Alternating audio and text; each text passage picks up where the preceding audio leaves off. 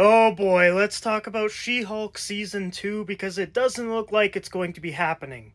So Tatiana Maslany, the person who plays She-Hulk, Jennifer Walters, just recently did an interview and was asked about Season 2 and if it was going to happen.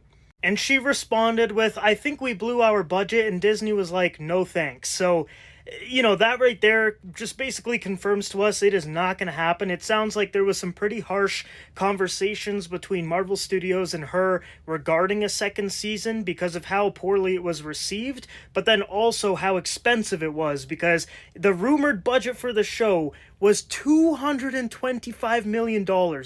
That is ridiculous. And it's a TV show, so it's not like they're making a ton of money at the box office like a theatrical release. So, spending $225 million on a TV show is just wild. Now, obviously, the reason why it's so expensive is because She-Hulk is obviously a CG character, and it costs a lot of money to do that, especially if you have multiple episodes with multiple different fight scenes, and then they also had to pay a ton of money for that first episode when Mark Ruffalo as the Hulk is in it too, and then we had Abomination, there was just so much CG in the show that it just ballooned the budget. I also think it was a big mistake to give her her own show without introducing her in any of the previous MCU movies or TV shows. Like, Bruce Banner never even mentions that he has a cousin once. I think if they introduced her and we got to see her be a lawyer or something, maybe in Daredevil Born Again, and then she became She-Hulk, I think that would have worked a lot better and people would have been on board and supported the show and actually went out and watched it. And another big thing is they should have made this a legal drama with comedy, not just a straight up comedy with barely any of the lawyer aspects of the show. Like, they're barely ever in the courtroom, and when they are, you can tell it isn't written with a lot of confidence. The writers even said, we don't know how to write courtroom stuff, so we're not going to have a lot of it in the show, which is like, huh? The way I think they should have structured this show is like every episode is a new case and you get some Jennifer Walters lawyer stuff, but then you also get She-Hulk stuff, which I think would have been fantastic. That Donnie Blaze episode is the perfect example. She's in the courtroom as Jennifer Walters, and then she's also as She-Hulk dealing with the whole case and scenario that's in front of her.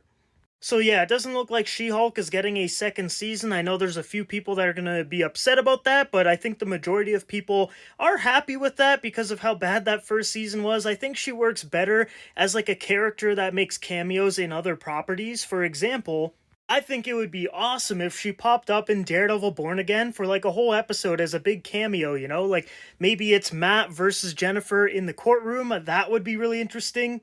And have it be a whole episode, like not just a quick little 5-10 minute cameo, have it be a whole episode in Daredevil Born Again.